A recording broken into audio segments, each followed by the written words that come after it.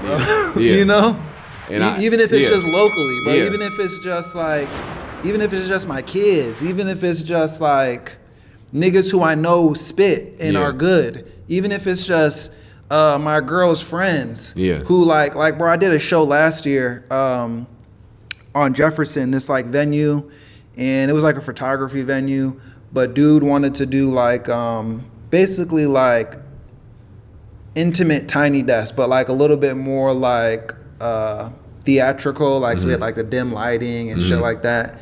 And like one of the girls leaving out was like, "Oh, you got a fan in me," you know, seeing the music live, and it's like, that's cool as fuck, bro. Yeah, you know, and you shouldn't need $1 million to want to do shit like that. You know? I think one of the things that is crazy is when you're able to have that experience that you're talking about, the experience that I'm talking about, and then to see somebody have that times like 10. Yeah. And from here locally, I tell people, I've had a couple different conversations with people, and off the top of my head, it's really only 3 people who I can say I've been outside, I've been in the middle of doing something. I'm not thinking about rap music. I'm not thinking about local hip hop music. I'm just living in the middle, living my life. And a car pull up and they listening to somebody music. You know, I done been outside and somebody pull up, they listening to Parquet music, you know, and they listening to it just out in the world. I'm on the east side, they just pull up listening to Parquet music. You know, I done been outside before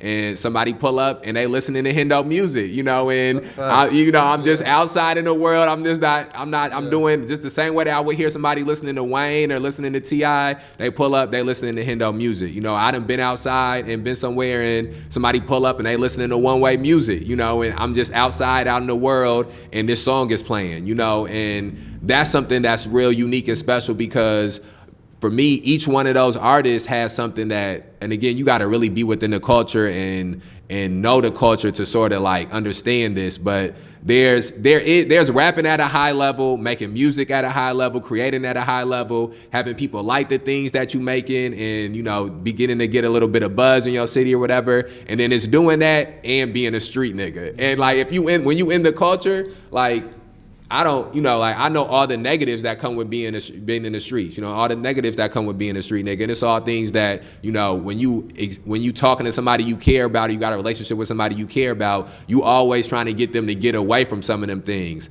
But all of our first introduction into the culture is the person that's at the king of the hill is the top street nigga, you know? And so, and it's something unique about, I always tell people like, there's the best that, you know, I feel like I rap like as good as anybody who done ever rapped or anybody who done ever made music before.